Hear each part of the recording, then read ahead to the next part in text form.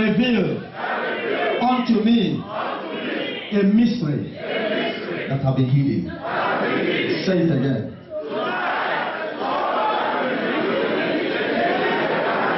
Say it for the third time.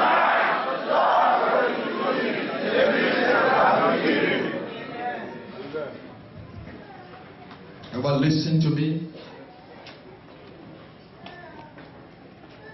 My sermon says you can include yourself in Jesus' program. You can include yourself in Jesus' program. If you look at the sermon critically, it looks confusing. What is this man saying? What does it mean? Does it mean that Jesus doesn't have me in his program already? Am I not a child of God? Don't I speak in tongue? Am I not born again? Can't I pray 5 times a day? Does it mean that Jesus don't love me? Jesus loves you. He loves all. He loves every one of us. In fact, the Bible made it clear that for God himself, for God the Father, for God so loved the world that he sent his only begotten Son, that whosoever believeth in him shall not perish, but have eternal life. That shows that God loves every one of us. But tonight there is a message that is coming across to you, to show you that there are certain things that took place in your life which are not ordinary, and to also show you that you can include yourself in Jesus' program. What does it mean to include myself in Jesus' program for the day? Right now, as we are all seated here, maybe God wants to bless only 5 people today. But if your name is not among those that God wants to bless today, you can include yourself. It's in your hands to include yourself. Every day, there are a certain number of people that God wants to bless. Your blessing comes by divine will of God. Somebody say divine will. Say it loud and clear. I want to hear divine will. Rise up and say, let the perfect will of God be done in my life. Let me ask you, you and your brother, did you get married the same day? No. The testimonies that took place in your family, did they happen the same day? No. Today, 5 people might be blessed. Tomorrow, it might be 20. Next tomorrow, God might say, I will bless only 50 people. But I want to tell you that today, God can include you. Yeah. By you including yourself first of all. That man in the Bible called blind Bartimaeus, a beggar that was rejected. The Bible said he begged from morning till night. Who will help me? I want to eat. He begged for bread, no money. Homeless man. No help. No parents, no brother, no sister. And brothers and sisters, the world celebrates champions.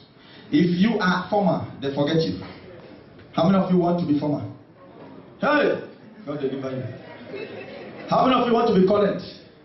Stand up and say to 10 people, I don't know about you, but I am current already. Stand up, man. I don't know about those of you sitting there behind. Before I come here.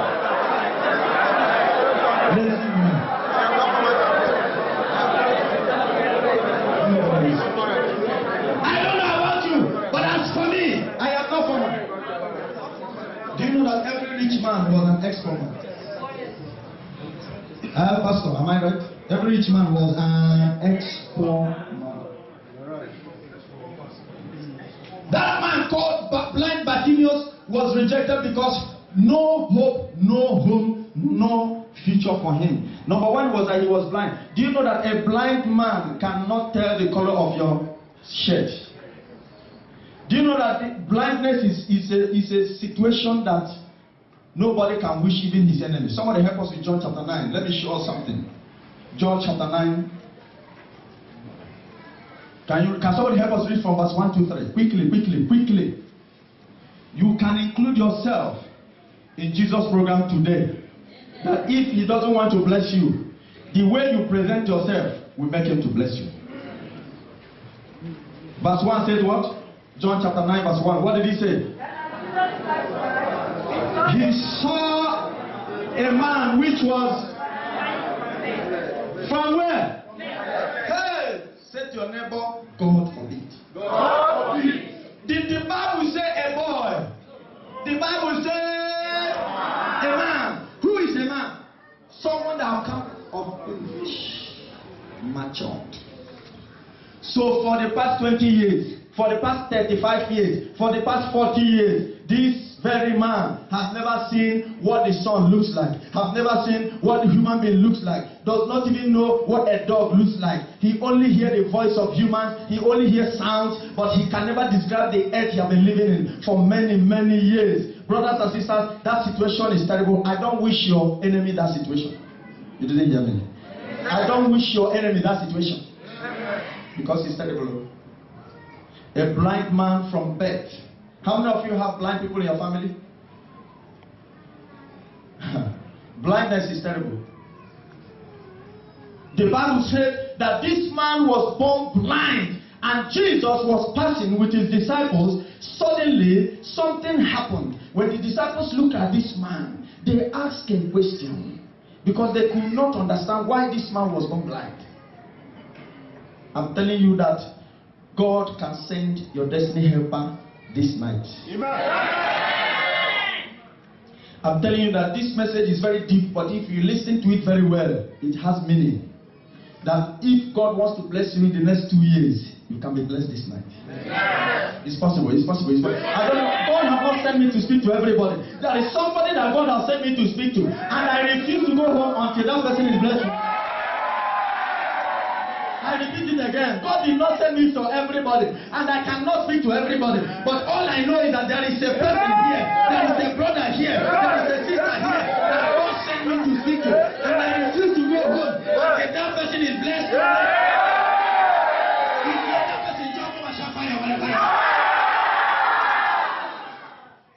So many people carry a Bible, come to church, sit down, and go home. Every Sunday they come, go home. And I want to tell you that I'm sorry for you because you are familiar with the Holy Spirit. You can hear testimonies of people, first time they came, first time. God will bless them because they come with the Spirit. They have not been to this place before. If you know you are coming here for the first time today, can you stand up? You see all these first timers, give them 7 days, all of them will have miracle. But as I'm talking now, they are ready to receive. I'm watching their reaction. They are ready. Every word I'm saying, one to one, one point to another, they are busy tapping it, receiving it. But the rest of you, we had it last Sunday. Even last Thursday, we had it more. We're also going to hear it again next Thursday. So, in fact, I was with the pastor one-on-one yesterday. So, sit down. Come on. Familiar. As usual. No value. This man cried for years, and Jesus was passing by, and when he passed, he had passion for this man. And the disciples asked a question. This man's name was written for a miracle, but that particular day, he was added, just like blind Bartimaeus was added. In fact, blind Bartimaeus' case was even the worst, because it was the apostles and the people that were even shouting at him, stop saying anything, keep your mouth shut. And the man kept on shouting, thou son of David, do what? Have mercy on me. Do you know that while blind Bartimaeus was talking, Jesus had already passed him? Why did Jesus pass him? He was not included in that very day's miracle. Why did Jesus pass him? He wasn't in the program of Jesus Christ. For the day, the man of God, the preacher, the Messiah, the deliverer, for the day, he had the number of people that God have given him the anointing to liberate that day. So if you are not included among those people, there is no way he can bless you. It's just like somebody who is expecting a visitor. You're expecting about 50 visitors in your house. Will you cook for 200 people? Who will eat the rest? Will you cook for 10 people? You will cook for exactly 50 people, because you already know that the people coming there are 50 in number. So for that day, blind Bartimaeus' case wasn't divinely approved. But heaven have approved that he will be healed someday, but not for that day. I don't know if am I speaking? I get embarrassed when I'm speaking and you're looking at me like that. Am I saying something to you? Why not I make some noise tonight? Stop looking at me like that. That's how you're looking. Are you hearing what I'm saying? Do you want me to speak my dialect? Maybe you don't hear English. Do I speak my dialect? No, sir. Stop looking at me like that. It's embarrassing. I said blind Bartimaeus' case was not to be solved that day. Huh? And Jesus did what? passed him by because he had looked at his program. Blind Bartimaeus' name was not among those that should be healed that day. And that was why he passed. And something happened. Immediately he passed. Blind Bartimaeus said, this opportunity will not pass me. I don't know when Messiah will pass this road again. I don't know whether I will see him next 5 years. I must grant my miracle today. Because if I don't grant this miracle today, I have never heard that he passed through this route. I have never heard that he passed through this way. Maybe the next time he will come, I might have died. So today, whether the disciples like it or not, whether the people like it or not, whether my enemies like it or not, whether my friends like it or not, whether the community like it or not, I must be here today. He was not included.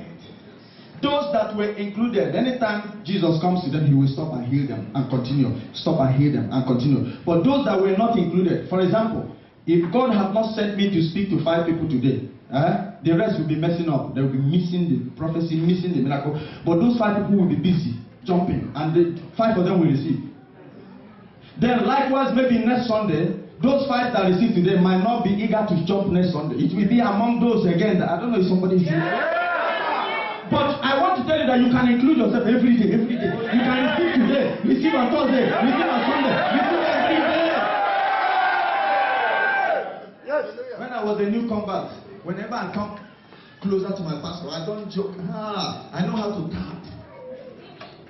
I know how to tap. You see, the problem of this generation is that this generation they lack fear. They don't have the fear of God. That's why I love the Yorubas.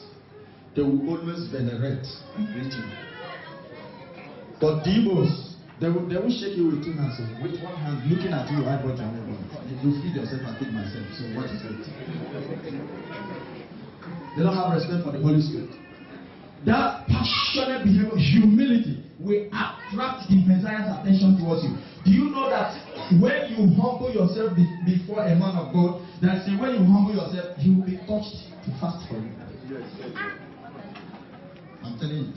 There is a way you present yourself. There is a way you passionate presentation. I don't know if I'm speaking to you. It's just like a beggar who is begging you. When a beggar begs you with pride, will you give him? No. But when a beggar humbles himself and cry, unless you're heartless. If you're not heartless, you must give that beggar something. Blind Bartimaeus' name was not included, but there was something he did that surprised everybody. When everybody said to him, shut up your mouth, the master had gone very far. Number 1 is that he will not even hear you. Even if you shout from now to tomorrow, he will not hear you. So it's better you just keep your mouth shut and continue begging the way you are begging. And number 2 is that you are disturbing the entire neighborhood. You are making noise. You are a nuisance in this area. Shut up your mouth. But blind Bartimaeus looked at them and he said within his heart, none of you can give me what I need. But I have heard, and I know that this man has what it takes to open my eyes. So I am not going to wait here and look at you, distract me and deny me my miracle, because I know I can be healed today. Blind Bartimaeus did not listen to them. Blind Bartimaeus lifted up his voice and he shouted, Jesus, thou son of David, have mercy on me.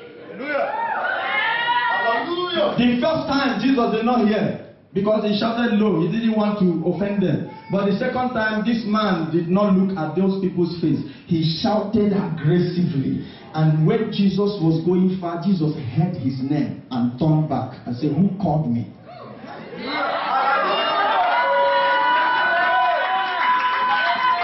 Sometimes if you don't make noise, nobody will know who you are. It's only a man that will shout, that neighbors will come and knock the door and rescue him from danger. But if you keep quiet, you die in silence. Stand up and say to 10 people, don't you ever die in silence. Fight out! Fight out! Fight out!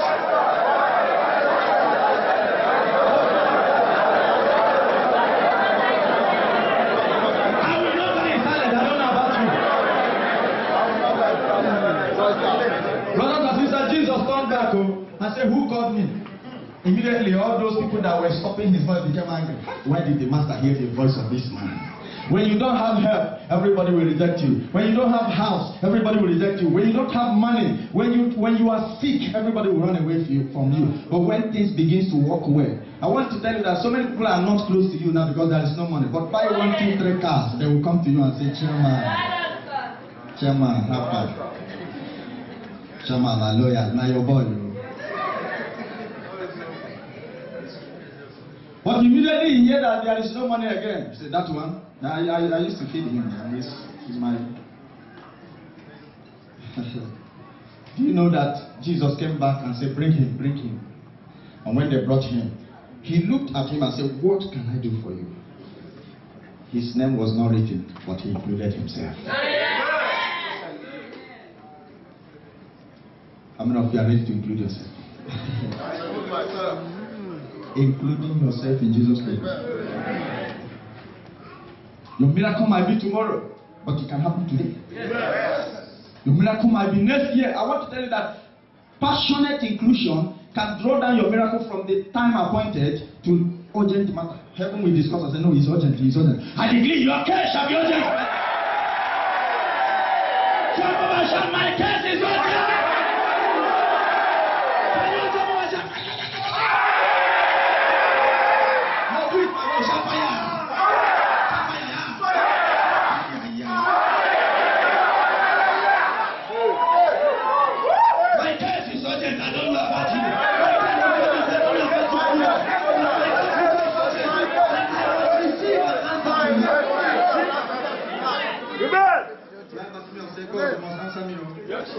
I'm tired of being mocked.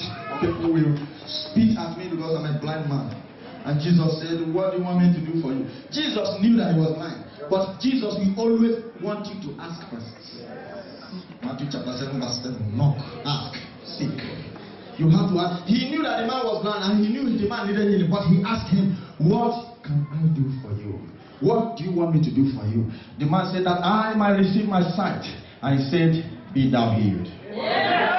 And instantly his eyes were opened. And those people that stopped him, those people that tried to hinder him, they now joined him and celebrate his miracle. But initially they wanted to stop him. Those that rejected you shall come and celebrate that. Your new house, they will come the day you will dedicate it. That person that mocked you shall attend your wedding. No, I cannot hear that anymore. I think they shall attend your wedding.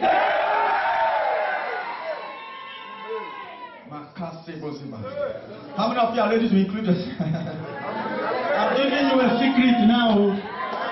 Passionate inclusion. Humility. You can see a man of God like this and prostrate. If you don't care whether there is gutter there, you don't care whether it's on the main road, you just prostrate, touch his shoe. Bam! The man, number one, the man will feel embarrassed. Number two, he will feel your pain. Number three, he will be pushed to pray for you. Number four, the Holy Spirit will say, you must fast for this man. But when you see him on the road, you greet him with one hand. Or talk to him. There are some people that don't even know how to speak to men of God. They see their pastor, they call him bros. Bros. Or they just pick one, and immediately you say that, you kill his spirit. He will count you as a thought. He will, even if you tell him the whole problem you have, he will just tell you it's well, God will bless you. He will give you attention just for you to leave him alone. And once you leave his presence, he will forget about your case because of how you presented yourself. But when you humble yourself, even, do you know that tears, nobody can stand tears. You just cry and say, man of God, this case is urgent. He will say, I can see it is urgent. And because I serve a living God, before you leave here today, that case shall not come to an end. Say to your neighbor, you have no case, you have no case, you have.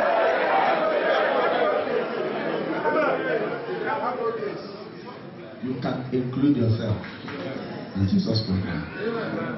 And this man in John chapter 9 again, the Bible says he was born blind. And look at verses 2. Everybody look into your Bible. Let us read verses 2 together. 1 to go. And his disciples asked him, saying, Master, who did sin, this man or his parents, that he was born blind? Everybody look up and look at me. There is a situation you see upon a man. You will ask a question. What did this man do? Which kind of offense did he commit? There is a situation you find a man or a woman. You ask a question. What kind of ancestral cause can keep this person in this situation? Do you know that if you are complaining that you have problem, You have challenges. That nothing is working in your life. Nothing is working in your family. You are jobless. You don't have this. For 5 years, you have not done that and you have not achieved that. Nobody have gotten married in your family. If you are complaining all this and meet somebody that will narrate his own story, you will say, thank you, Jesus. I am even blessed. I have no problem. Somebody who have no shoe. Hey, when will I buy a shoe? And wear good shoe, Italian shoe. And then one day he found out that there is a man that have no. What will that man do? Father, thank you for giving me leg, because I know that one day I'll buy a shoe. So, many of you are in Dubai, you are enjoying. Go to Africa. Go to villages in Africa. There are people there. In fact, there are men who are 50-year-old, 60-year-old, since their entire life. The whole money they have made, they have not made up to $50. There are people who don't know what is electricity. Never don't take light to you think 5 minutes the power will take light, and they are used to it. There are people in Syria right now, in Sri Lanka, in Bangladesh, as I'm talking to you right now. For the past 3 weeks, they have not tasted food. Some of them ringworm walk from inside their anus, come out from their leg, come from there. In fact, they have started experiencing hellfire. Say to your neighbor, stop complaining. Today, your name is among those that heaven will bless.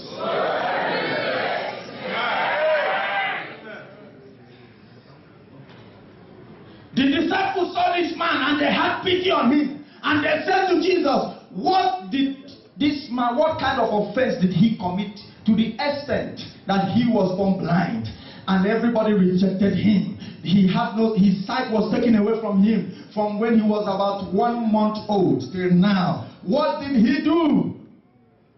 And Jesus looked at them and made a statement. I want to let you know that what you're passing through is for your own good. Because without the night, there will be no money. Without sickness, there will be no health. Without ugly situation, there will be no testimony. Without tears, there will be no testimony. And this night, as I'm speaking to you from this altar, God is changing somebody's situation. You might be in Dubai and you don't have a job. It's for the glory of God. Because when you begin to give your testimony, everybody here have testimony. Everybody here you have story to tell about your life. Everybody has story. If you begin to tell your story from your childhood till now, it's enough sermon that can deliver a lot of people from such bondage. And that is why I'm here today to encourage you, because you are still alive. You will come out of that university with first class. You have to graduate. Stand up and say the fact. You have to graduate for you to lift up others. You must graduate for you to lift up others. You must graduate. You must make it. If you don't graduate, what will you tell others? If you don't make it, what will you tell others? You have to confront what challenges you. You must confront your confrontation for you to have victory. Because if you avoid your challenges, your challenge will overcome you. But when you confront that challenge, you overcome that challenge. Because behind that challenge, there is a testimony. Behind that challenge, there is a miracle. Behind that challenge, there is a upliftment. And it is only when you qualify and overcome that you'll be able to lose others. Because there are people who are waiting to hear your story. And when they hear your story must make impact in their life and change their whole life. If God can deliver this man, he will deliver me. But if you don't endure it, what will you tell them? That is why you have to overcome it. Because nobody have right to lose others from their pain unless he overcome his own pain. And pain has only 2 works in your life. It's either your pain make you bitter or better. Which one do you want? Bitter or better? Anything you choose out of that pain is what you will render to do. If you want that pain to render you, to push you to frustration, it will do that. But if you want that pain to bring promotion, the pain will bring promotion. The decision is yours. Brothers and sisters, look at verse 3. What did he say?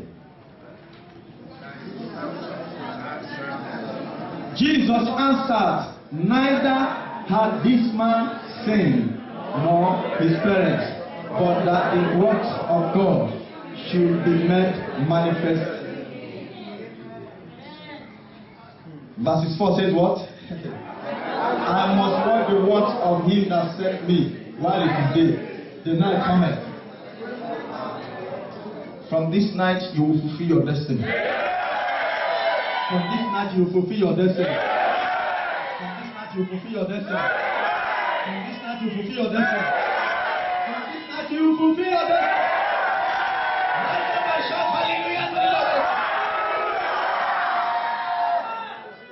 A man called me when I met him.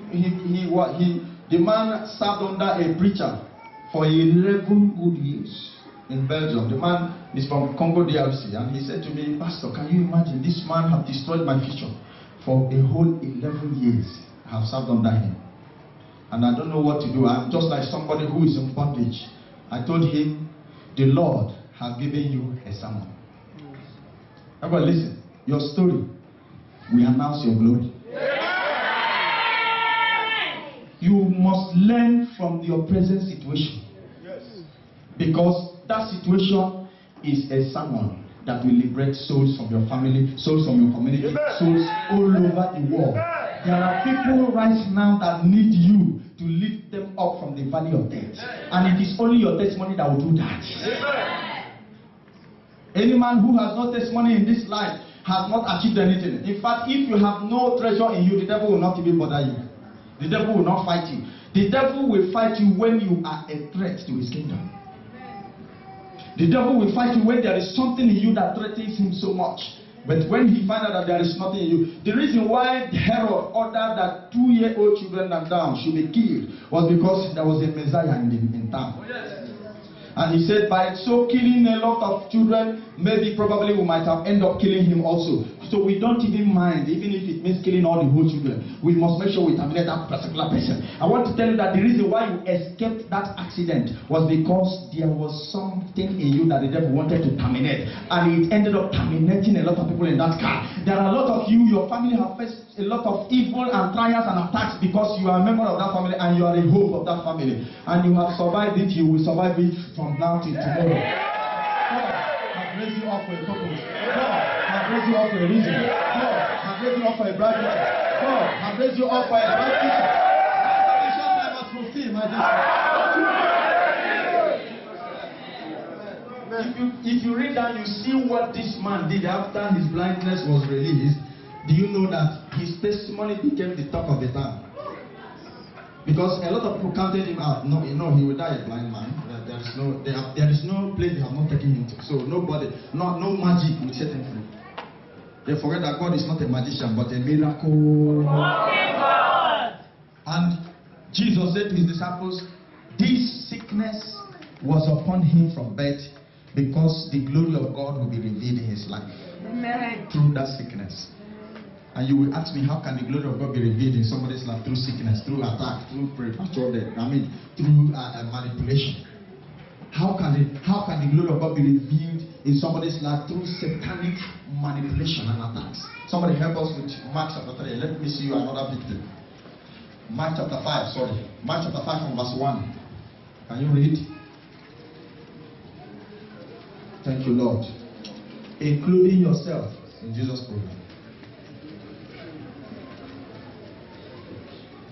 Mark chapter 5 from verse 1. What did he say? And they came over onto the other side of the sea, into the country of the Gadarenes. Verses number 2. And when he was come out of the ship, immediately there met him out of the tombs a man with. There met him. There, not that he met the man.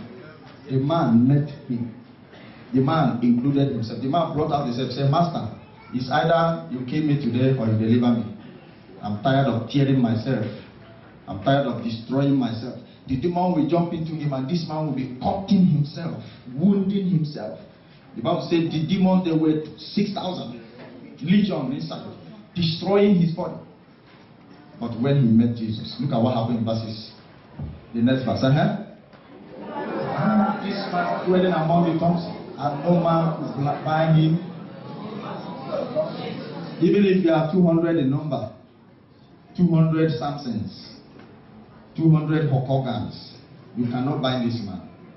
Because the demons inside. You know, there are sometimes we conduct deliverance here. You'll be wondering, how come a tiny sister, 5 men cannot control this tiny sister? It's not the sister.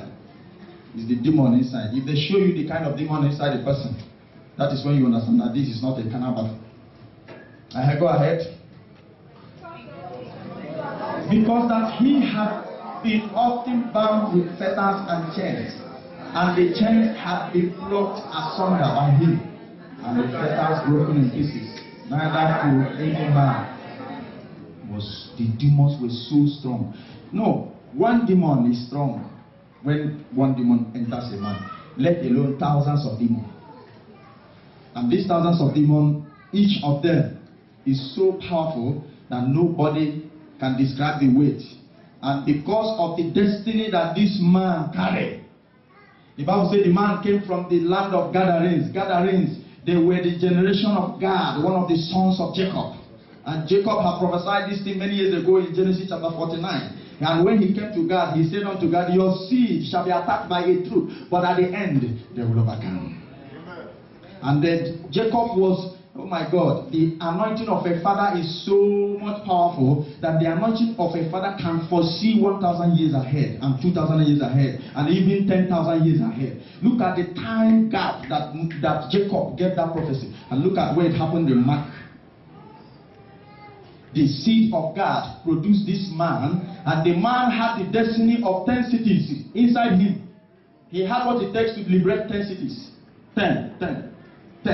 So because he had what it takes to liberate 10 cities, the devil said, I will not be alive to watch you set 10 cities free. I will send you legions of demons to cripple that your destiny, cripple that your assignment, cripple that your works and your mission on life. And these legion spirits entered this man and wanted to cripple him. And when Jesus set him free, if you read down in verses 20, you will see where this man went and started preaching in 10 cities. Decapolis. 10 cities means Decapolis. And he started publishing. He was a preacher, a born preacher, but set into captivity. But the Lord set him free. Amen. Do you know that Lazarus, when Lazarus died and was taken for 4 days in the grave, and Jesus resurrected him, do you know why he came back to life? Because before the death of Lazarus, Lazarus had an assignment to minister in India in those days.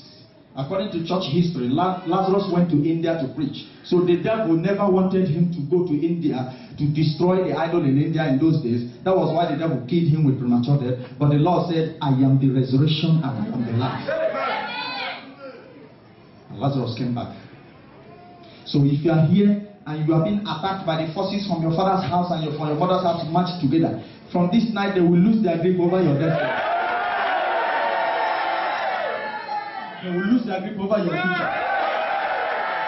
They will lose their grip over your finances. In the name of Jesus Christ.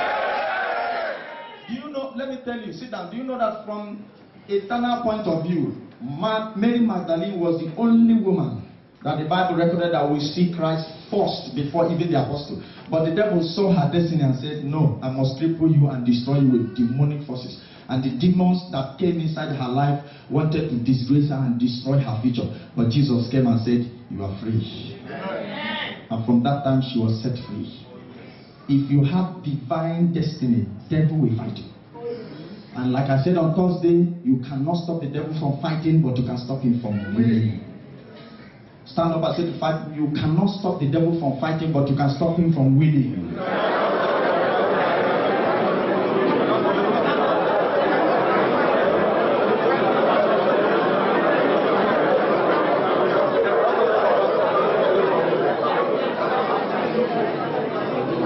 How many of you are ready to include yourself? Let me teach you people small thing now before we begin to pray. The church is familiar with their pastor and is killing you, and is going to destroy your future if you are not careful. There is nothing any preacher can come here to teach us that we have not heard. There is no signs and wonder that we can invite any preacher to come and perform here that we will not see. But you have pushed me to the extent that I have decided to bring a preacher here to come and teach you morality, discipline, and to avoid familiarity. Even our pastors here, you are all familiar with them. If Pastor John come here, we know him. Pastor Precious, he will just come and be saying, if you want to clap, so everybody knows it. But Sunday, that one, we will just be teaching at the Sunday one. So that familiarity is killing. It's a matter of laughing. You are missing a lot. You are missing a lot. Because if I tell you what nations are enjoying, you are saying that miracle is happening. Miracle has not started happening. Nothing is happening. Just open your heart now and throw away familiarity. You will see what you have. I used to watch some of our members when they want to greet me with one hand, nonchalant attitude. No respect, no regard. Sometimes when I'm teaching, watch all these international preachers. Anytime they step down from the altar, you see congregation will stand up. Respect. But when I'm teaching, when I come close to you, the only people that do it is the ministers. When I come to them, they will stand up. I feel very, very touched. But our brothers, they will just be there looking at you. We call it honor. You don't honor the Holy Spirit, and that is why you are not blessed. You see the man, you don't see God in him. And the teaching that this man of God is coming here to teach you is to let you know that it is only that anointing that you bless and honor that will bless you and lift you up. It started from the Bible days. Jesus Christ did not perform miracles in Galilee because his family, everybody, they looked down on him. Do you know that they brought sick people? He couldn't heal many of them in Galilee. But immediately he stepped out of Galilee. Oh, blind, cripple, miracles. Because those people there, they have been hearing about him. So when he comes in, they come out from their heart to receive. That was why the woman with the issue of blood, she had never seen Jesus before. But because she heard about him, so she had been planning it in her heart. Any day I see this man, any day my two eyes, it's just my prayer in this life is before I die, let me just see. Any day I see this man, just I will touch his garment. And that was exactly what happened. Immediately she heard about it, she ran like a mad woman, touched his garment. Because of that faith, she received her healing. But the family members, James and John, who came out from the same room, they said, it's not our brother. Please, don't mind this man. They looked down on him. If I share you, sometimes I have stopped sharing testimonies because you don't regard even, there's nothing that moves you again. So I just keep everything to myself. Just put your ears outside and hear what is happening. I'm planning something that will shock this church. The day I will bring personalities here that have received deliverance. There are preachers in the US that said to me, Pastor, any day I will die, I must make sure you are close to me. I will touch your garment. Some of them are old, elderly men, so many who have been in ministry for 50 years, 40 years, 30 years. Many of them, because they have seen power, they have seen God in action. They have heard message that transformed their life. Go and pray and ask God to open your eyes and show you where you are. Because so many of you are coming here, you don't know where you are.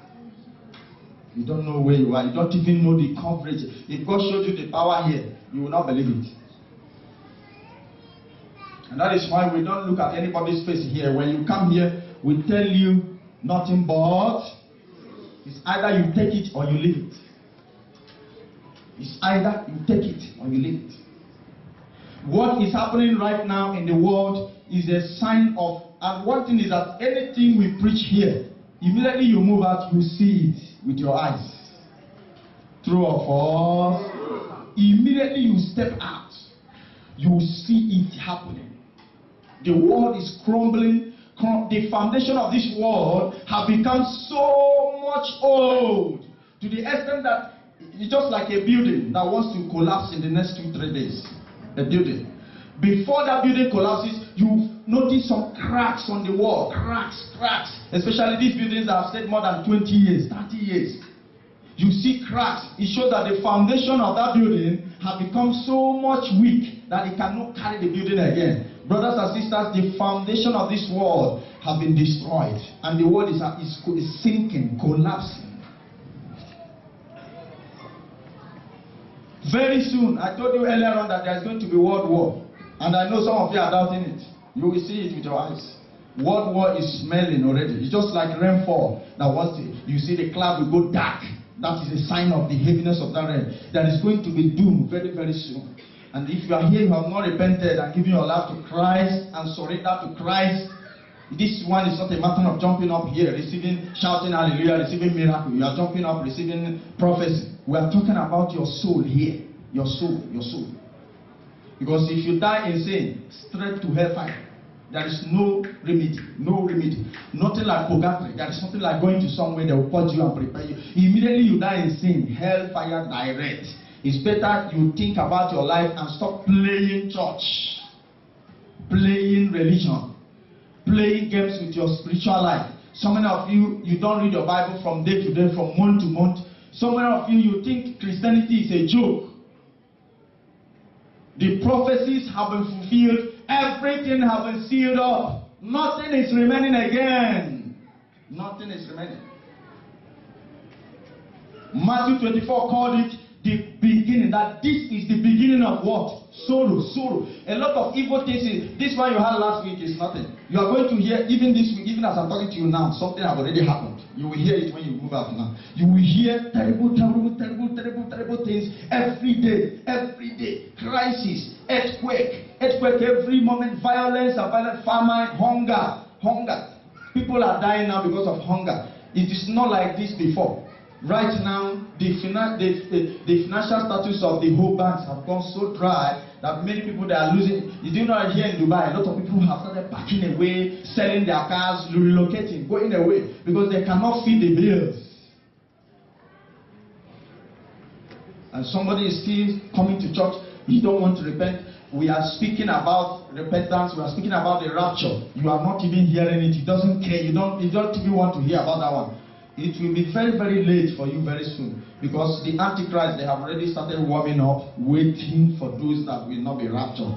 And if they meet you here, if the Antichrist meet you here, there are many pastors that will be faced by the Antichrist, and believers will join hands with the Antichrist and deal with those pastors. Because those pastors, all of you who are here, and you attend a church, that the pastor will never tell you about heaven or hell. We never tell you about salvation. We never tell you about holiness. For 1 week, 2 weeks, 1 month, your spiritual life will begin to die. They make you believe that there is more time. They preach a message that makes you feel more relaxed here on earth. And you are jumping up thinking that there is more time. The Bible says that nobody knows the hour that Jesus will come. Of course, nobody knows the hour that Jesus will come. The Bible even said that angels do not know, that it's only the Father that knows. But I want to tell you that the signs of his coming have been fulfilled. Yes. So that one alone should tell you that there is problem. No, go home and read Matthew 24. If you read the book of Matthew 24 from verse 1 down, you will find out that all the prophecies about the coming of Christ, only the rapture. Only the rapture.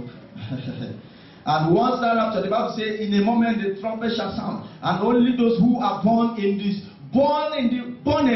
without corruption, born again, inside out, born again. Only then we hear that sound, and those that are not born again will not hear it. And suddenly, the Antichrist will descend on the whole earth. The beast, the central beast, the main beast is warming up now. They are preparing the beast now. He will come to Jerusalem after the rapture. The beast will emerge. In fact, Jerusalem will be the headquarters of the new Babylon. They will capture Jerusalem. Just like what is happening in Jerusalem already, they are fighting over Jerusalem. Look at Gaza. Gaza is the problem now. And Prime Minister of Jerusalem, of Israel came out the other day and said, not even the world community can stop them. That they are ready to fight with the last drop of their blood. And what is favoring Israel now is just because of the covenant that God made with David. That is what is favoring them. And because God made that covenant, and they think that it is by physical strength. Go to Israel now, you cannot mention Jesus Christ there. It's only Judaism. And you see those people that crucified him, they tell you there is something that we don't believe in Christ. We only believe in the law of Moses. And the curse that they brought upon themselves when Jesus was crucified is what killed them, and is still killing them and made them small. When Jesus was about to be crucified, Pilate made an open declaration to the Jews and said, who do you want me to release unto you? Do you want me to release unto you the Son of God, or do you want me to release this armed robber Barabbas? And they say, release this armed robber. As for this man, we will kill him. Let his blood be upon us and upon our children. Not that his blood should set them free, but his blood should be. So they placed curse on themselves and placed curse on their generation. Do you know that after Jesus was crucified, the Jews started dying in millions? After many years ago, a man called Adolf Hitler of Germany came up from nowhere and slaughtered millions of Jewish people because they said, let his blood be upon us and upon our children.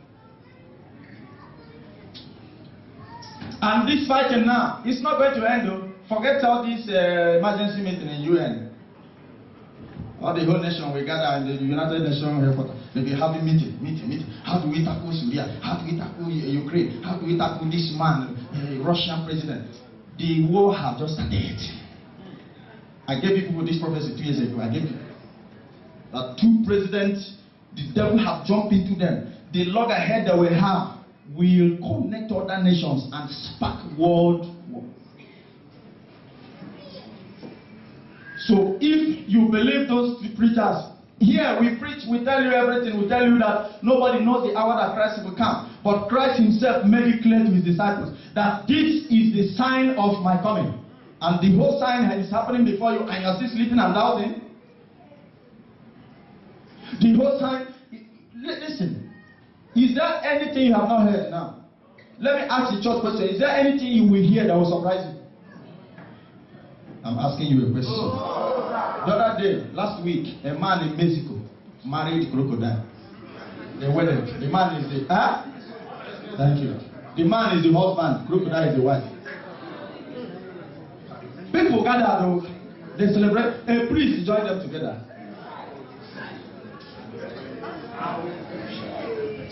In America now, men getting married to horse, dog. No, dog is and they sleep together. They have sexual intercourse and produce kinds of you will not call them human beings, abnormal creature. And I told you now that is what the devil is trying to. The devil has strategically planted the white man to produce abnormal creature that will represent him during the Great Tribulation.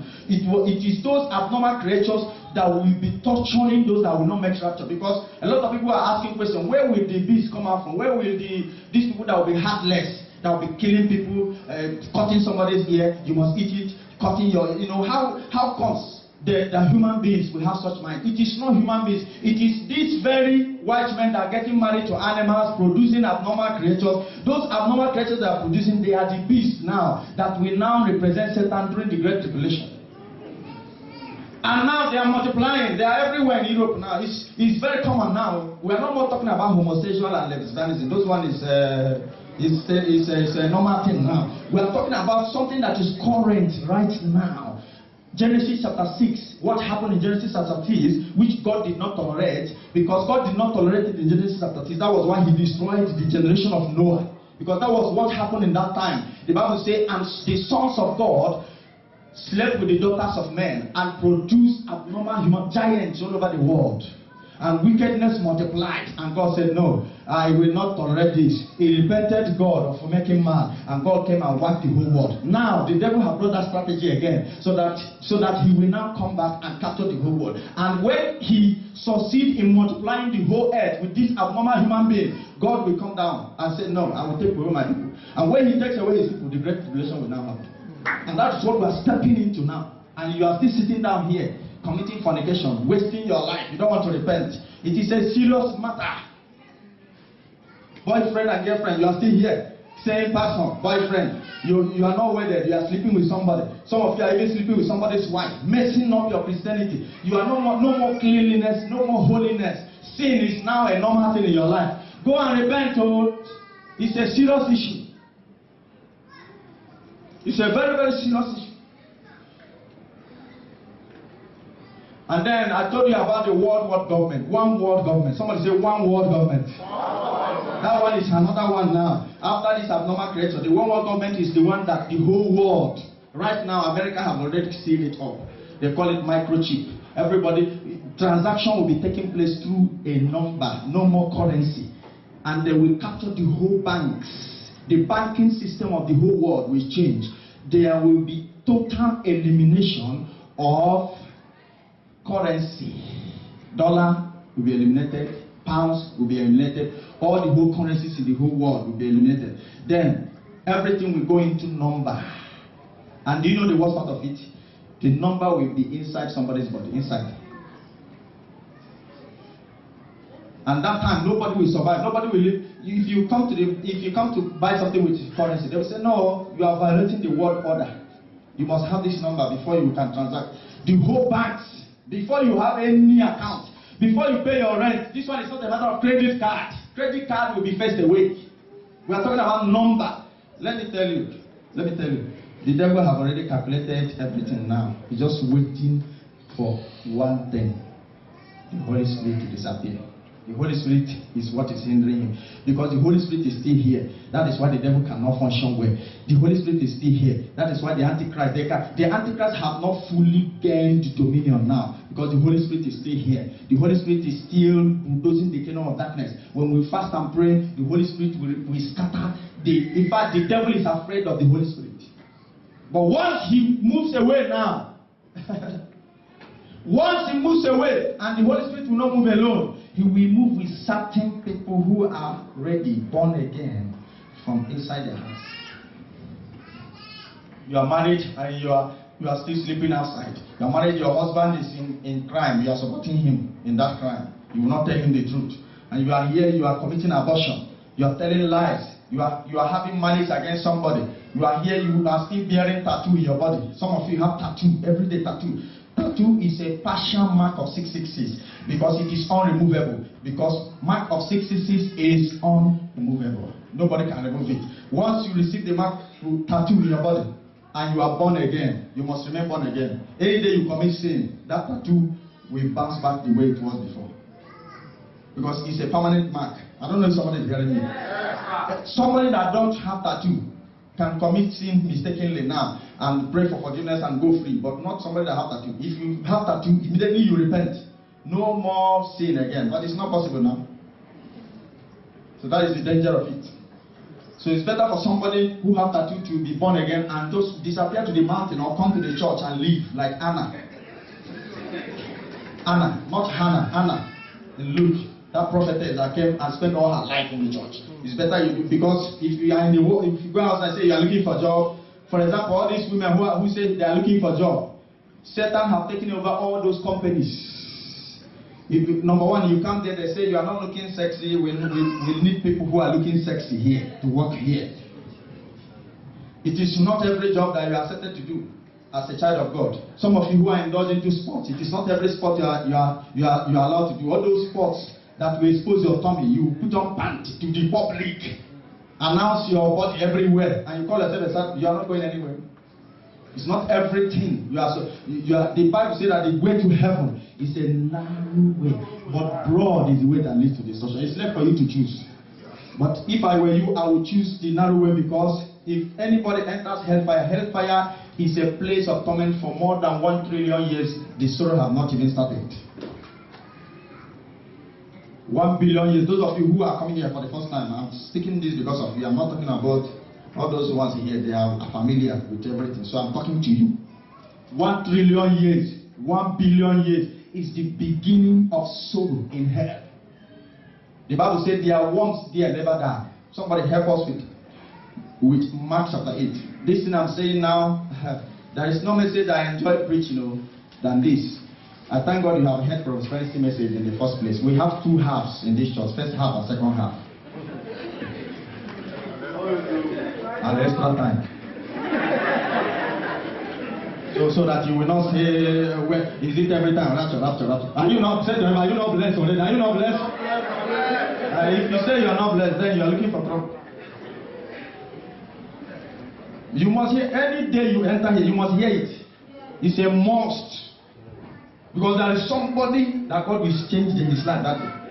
Don't mind all these pastors you see on cable, television, shouting, they are finished. They are finished. All those things you see on TV and on the cable television, what we hear now is, oh, this church is doing well. Do you know the church that is doing well in the sight of the world? It is the church that appear on television 5 times a day. Have this skyscraper. Have the other. That is church that is doing well. Any pastor that don't have a car these days is cursed before men. But Jesus used only donkey, and even the donkey he used was gold. And that is why in Africa now, our general overseers are now toys. They are now bombards to presidents. They carry briefcase of presidents. You don't know? It's true. Private jet everywhere. And the country is sinking. The continent of Africa sinking. No more regard for men of God. Where are they? Daniel of old. Now say to Nebuchadnezzar, thus saith the Lord. Where are they? Elijah. That will say to Ahab, you are a thief. In fact, there will be no rain in Israel for 3 days. Where are the Moses of old that will say to Pharaoh, Pharaoh, I have a God that lives in heaven. Where are they? Where are the Jehus of this generation?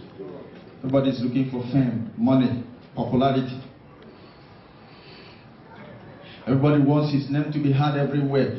Right now, there is a particular department in Hellfire for bishops, archbishops, reverend, right reverend, doctors, apostles. Have you noticed in Africa now, no man of God is answering pastor again. They have changed it to prophet, apostle, prophet. Because they believe that if you are not a prophet, you are finished. So everybody is now prophesying by force. Even now, there is no anointing on the altar. The anointing now is carbohydrate strength. You must fall down. Okay, before you break my neck, let me just fall down for you. Because this bone here is very soft. I fall now. No disgrace me here. Lay hands on dry heads with dry hands. No consecration. No fasting. Why should a pastor be fat? 10 years ago, this was how I was. And if Christ tarries in the next 10 years, I'll still be like this. Why should a minister of God sleep for 1 week? Eat for 1 week. 1 month, no fasting. How can you cast out a demon? How can you preach fire message? How can a preacher be preaching? Somebody who in the church will be snoring.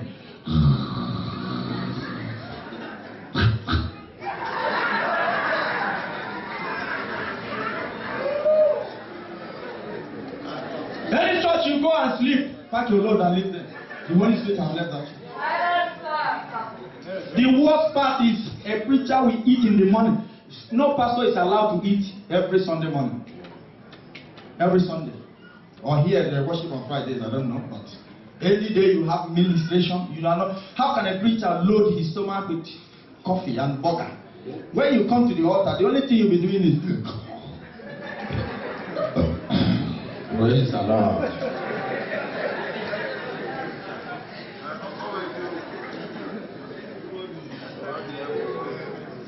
Today, Jezebel is in the altar. Jezebel is in the church. Witches and wizards in the church.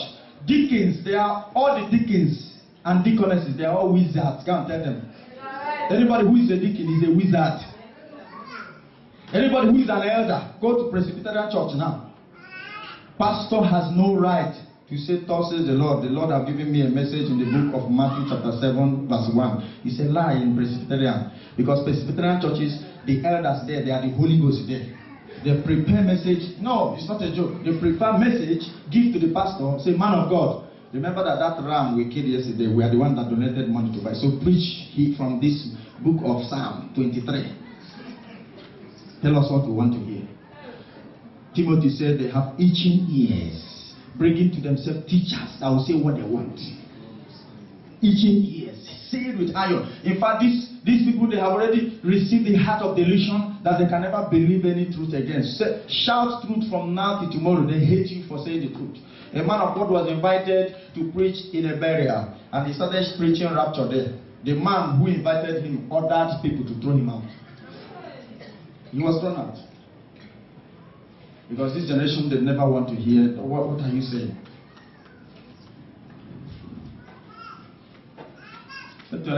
This is not the end time. I can't hear you. Say to them, but this is not the end time. But the fact is, time is all over. Go to Mark chapter 8.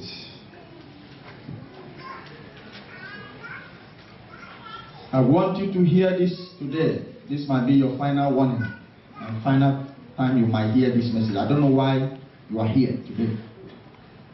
But I want to tell you that anybody that goes to hell, we need to remember all the preaching on earth.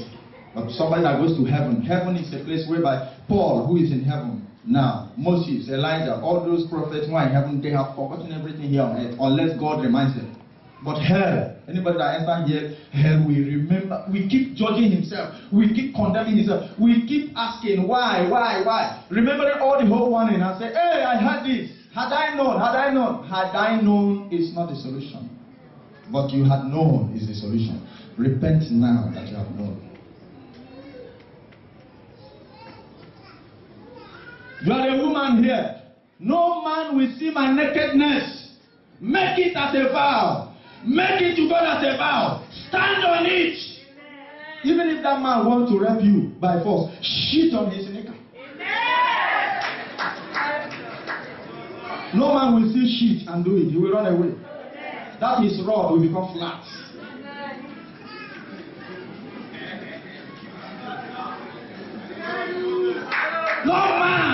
No man will try it. If not my husband, keep it as a vow. You will fulfill your destiny if you make that vow. God will never allow you to be put to shame. And you are a man, you make vow with your life. I will never sleep with any woman, even if you have been sleeping with women before. But from now, I am now a new creation in Christ. And God have removed the past from me. I am beginning a new life from today by the power in the blood of Jesus Christ. I will never defile my body again. Stand on that vow. God will never let you down. Don't keep your wife in Africa and come here and sleep with other women. It's a betrayal. You break the vow. Which vow? The vow you made before the Almighty God. You break it and you think that God is not watching you. And you are asking God to open your doors. There is no curse that is greater than the one you have laid on yourself. The devil cannot stop you. Human beings cannot stop you. It's only you that can stop yourself. Oh, yes. And no matter how I shout on this altar, the best preacher is you. The day you recognize yourself and say, no more, no more. But my prayer is that you will recognize yourself before it's too late. Sisters, I know every woman I pity women, especially young girls, because they pass through a lot. Women are 90% inclined emotionally, while men are 10% inclined emotionally. Women, they know what they pass through. But the God we serve is the God of women. Because he's the God that revealed mysteries to Hannah, revealed mysteries to Rebecca, revealed mysteries to the mother of Samson, revealed mysteries to Mary and Elizabeth. All the women in the Bible, all of them, God did not speak to their husband.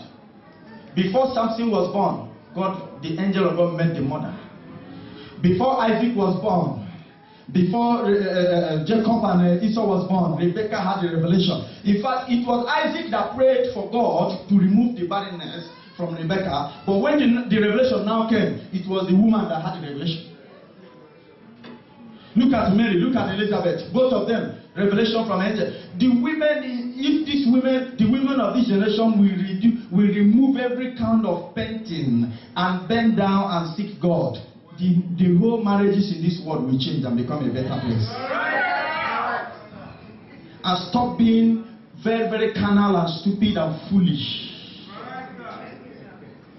Keeping numerous friends that will deceive you.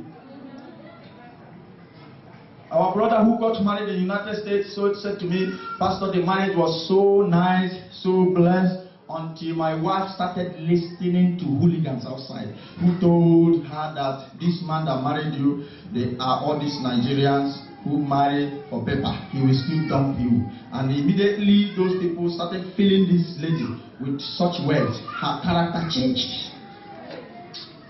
She now joined the millions of American women that maltreat their husband. If you see what they do with men there, you will never go to American embassy all your life. Men are treated like zombie. I'm telling you the truth. That is why so many men, they have started learning now. You can't beat your child in America. Don't try it. But so many men have started learning now. Every holiday, they will buy tickets. Let's go and see grandma. See grandma. When they enter flights from Houston, Texas, immediately the pilot announced that we are landing in General Murtala Mohammed Airport, this and this and this. And I come here.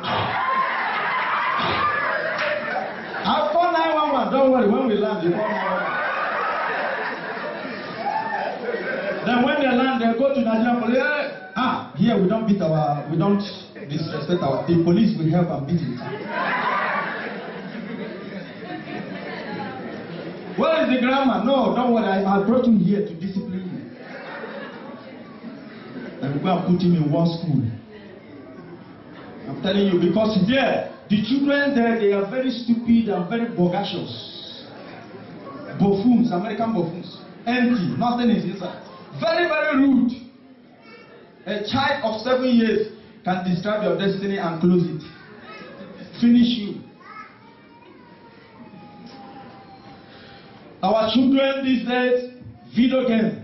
And the worst is that this time Satan produces many things that will distract people. Let me tell you a lot of things that will make people not to make heaven. You see internet, you see Facebook, you see WhatsApp, you see Twitter, you see Skype, you see all those internet, you see all those chatting, all those video games, all those things will have distracted a lot of Christians. Even pastors, the worst part is coming to church with iPad.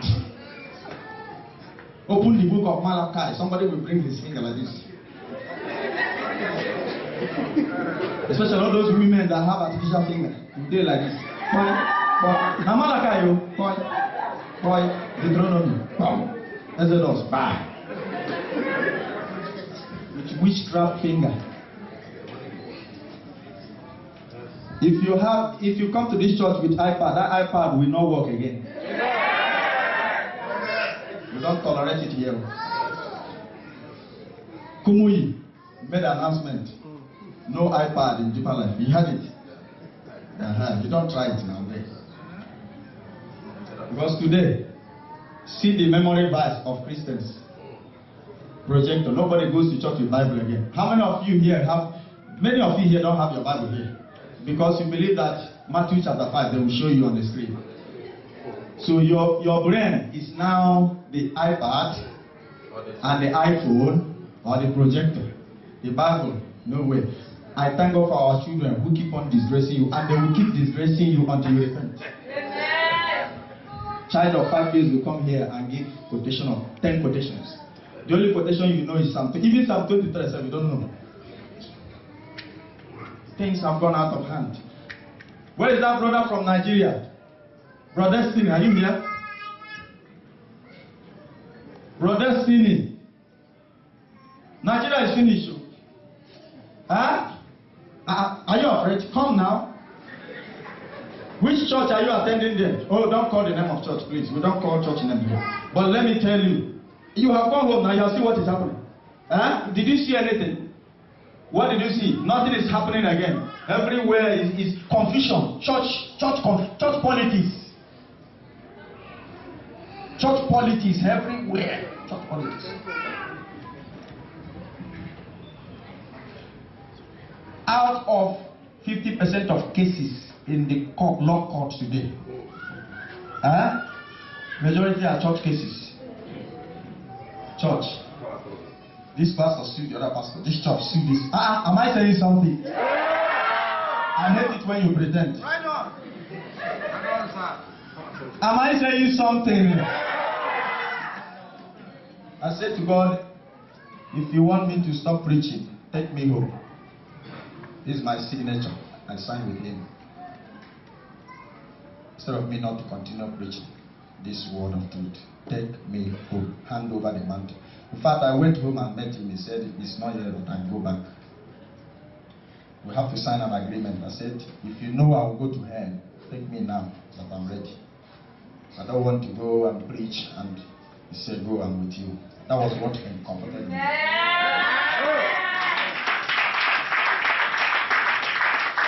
So when somebody is wishing me heaven at last, cry for yourself.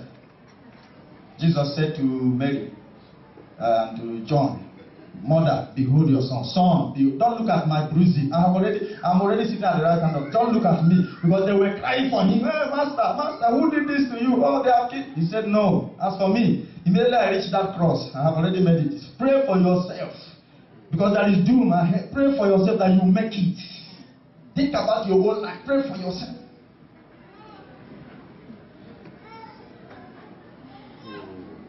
That's why we are passing through what we are passing through, but we have put everything in joy. We are living a life of thanksgiving. We are not crying, we are jubilating. And because any church that is, there are churches today that they don't fight the devil don't disturb them. But immediately you hit the enemy, you will react, overreact. But one thing that gave me confidence is that the God I serve never loses any battle. He said in Matthew chapter 16 verse 18, he said that I will build my church upon that rock, even the gate of hell. They will try, but they will not succeed. You have seen somebody you will marry. No kissing. No hugging. Women love hugging. What a hug! You hug from hugging to hell. Because from that time you are hugging, you have started seeing your grandfather who died 20 years ago. Immorality is everywhere. In the church is there. In the family is the order of the day. In the movie industry, that one now is Sodom and Gomorrah. Movie industry, music industry, well, even gospel music, Christian, all those so-called Christian music. Everywhere, sexual immorality everywhere, sexual advertisement on television, every program you will see naked women, magazine, naked women, newspaper, naked women. Even somebody that is advertising his Michelin tire will put a naked woman.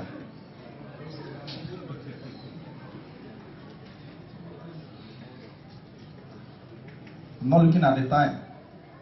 You must hear this truth today. Any of you write written note and bring here. You will do one more jump here now. This book cannot take our 3,000 dirham. Just like that.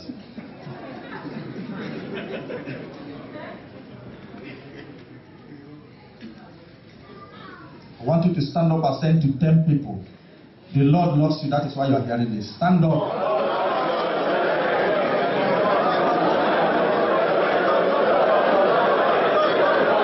The Lord loves you, that is why you are hearing this.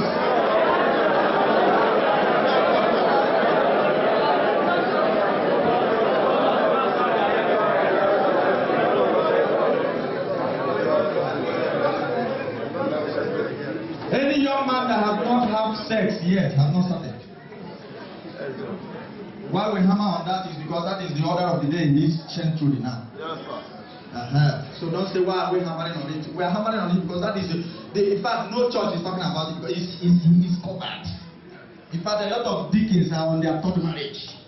Sexual immorality is, in fact, it has destroyed this whole world. And I want to tell you that if you are here, you are making a confession that it is impossible for you to keep yourself holy in a wicked world. I will prove you wrong with the word of God, because God can never ask you to do what He knows you cannot do. Yes. If the Lord said be perfect, for I am perfect, He knows that you can be perfect even in a very dirty world. There is no way God will ask you to do what He knows you cannot do, because He knows that the Holy Spirit is more than enough to keep you. All you need to do is self-discipline. That's what we call self-discipline. Self-discipline, self-discipline. Humble yourself, discipline yourself. Paul said, I do what? I buffet my body. My body is under me. I have to keep. I will not allow my body to control me, but I will do what? I will control my body. I will keep my body under subjection. It's not anything. Anytime your body do somehow, you say it's temptation. Temptation, temptation. And you keep on using that as an excuse. If I tell you the spiritual implication of birth defilement, for those of you who are planning, that is why it is dangerous to long courtship is dangerous. What did I say? 2 years, 3 years, 4 years. Before you know it, temptation will come. And many we call it wedding after 2 children, 3 children. Some of you here, you are living with a man that have not even seen. He don't even know your village. He don't know your parents. He have never for once called your parents on phone. And you are living under his roof. As what? As what? As what? As what? As wife or what? You have sold yourself. He will never respect you. In fact, he will not marry you. Simple. Forget it. You are wasting your time. If that man has not paid your bride price, taking you to the altar, don't you ever allow him to touch you. Because once he touches you, he will hate you instantly. He said he loves you because he is lusting after you. He doesn't love you. In fact, any man that wants to sleep with you is not a Christian.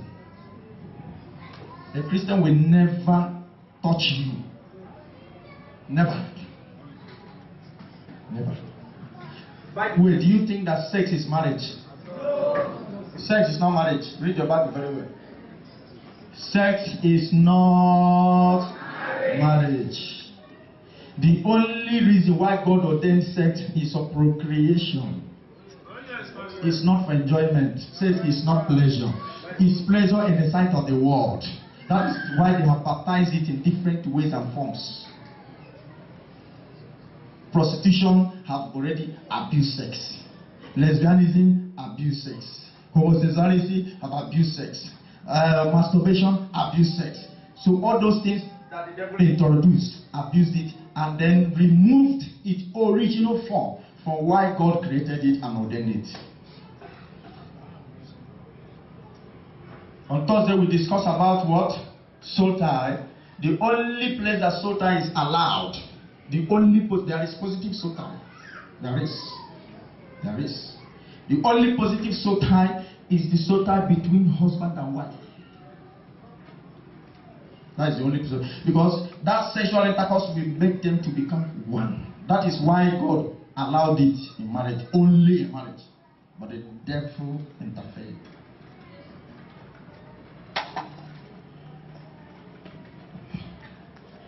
Our ministers here, I pity all of you. Some of you are on Facebook. And you are preaching nonsense.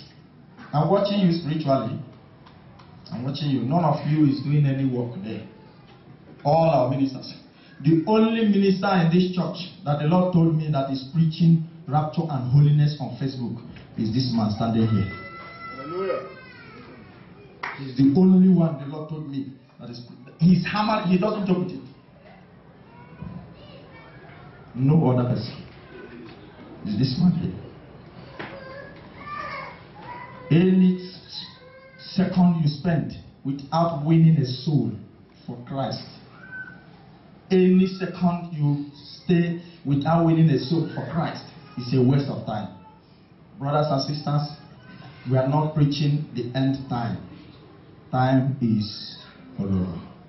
May God bless you with this message and give you the heart of children to follow him the way he have already created you, and follow him unto the end of the age. May you never make mistake of eternity in your life. May you stay away from anything that will implicate your eternal journey to heaven. I am praying for everyone here today who really wants to make heaven and decided that God, I must surely make it no matter what it will take me. I decree that where you are standing or sitting this very moment, let the Spirit of God come upon you in the name of Jesus. And let the seed of righteousness, seed of holiness, seed of consecration, seed of purity, seed of truth and righteousness be imparted in your spirit in the name of Jesus. Everybody stand up, lift up your hands. I'm not asking you to come out here. I don't call other calls. Somebody can come out for other calls. Somebody can come out for other calls, and tomorrow you backslide. Where you are standing is already your altar call. It is the decision you make and your determination. That is what matters. So where you are standing is already your altar call. Oh, yes. There's a lot of you come to this church, you bring people here, but your life is dirty. Those people you bring here, they confess, I thought this brother is a Christian. I thought this sister is a Christian. But I never knew he's a dupe. The life you live outside shows a different part of you. I want to tell you that you are deceiving yourself.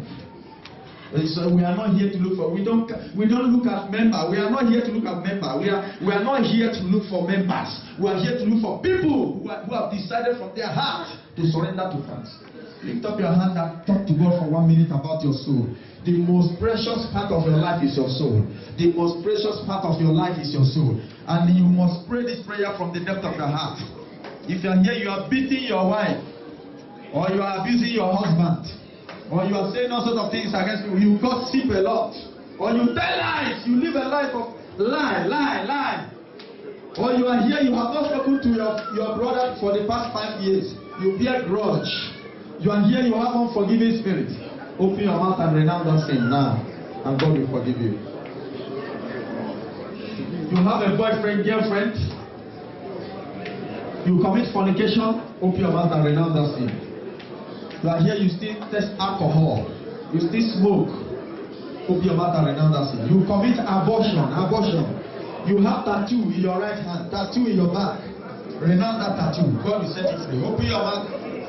Brothers and sisters, open your mouth and pray. Look at the plane crash last week. Look at the war in the Middle East. Look at what is happening now. It's what the time to do with your life. If you know that sin that will be controlling your life, you have to pray against it.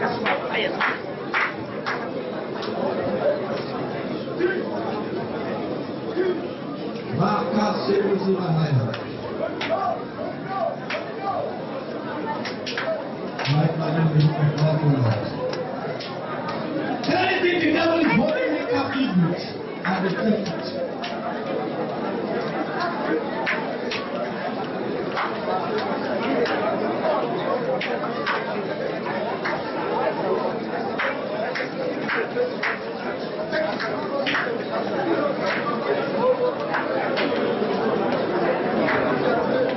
It's not a matter of using the church as a cover in.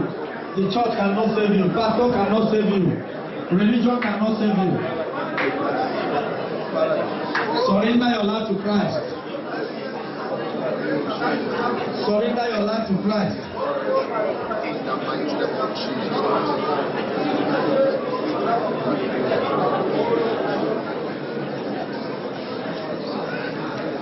Surrender your life to Christ.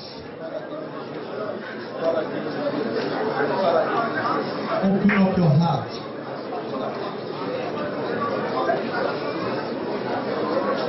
In the name of Jesus Christ. There is a man here, the Lord is saying that you have planned a secret wedding. You planned a secret wedding. There is a woman you want to marry, and right now the plan is in your heart. Your wife don't even know about it. The Lord said that woman you are planning to remarry is an agent of Satan that was sent to destroy your life. And the Lord will expose you and disgrace you before that plan. If you don't repent now, you are here, you are a man listening to me. You are planning a secret wedding, which is against the will of God. Well, lift up your hand. Let anything that will destroy your life be taken away. Oh my God. Father, look at these beautiful souls, wonderful souls. And remember your word. It is not your will that any man should perish, but that all should come to repentance. Save these ones. Hellfire is not their portion. Hellfire is not their portion. Hellfire is not their portion. Hellfire is not their portion. They will not die in sin. They will not die in ignorance. If you are here, you want to give your life to Christ totally, lift up your hand and just say this word after me. I don't know. God is touching somebody here. You are really dying in secret. You are dying in secret. You want to come out from that life. You are dying in secret. Lift up your hands. Everybody. Repeat after me. Oh Lord, help me to make it. I believe, Lord Jesus Christ, that you died, and you were buried, and you resurrected on the third day for my sin and justification. Lord, I accept you as my Lord and Savior. Have mercy upon me, a sinner. I acknowledge my sin. I am not denying my sin. But out of your mercy, save me.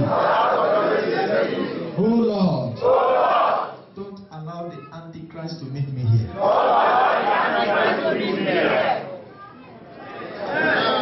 Lift up your hand wherever you are. Father, you have heard their cry.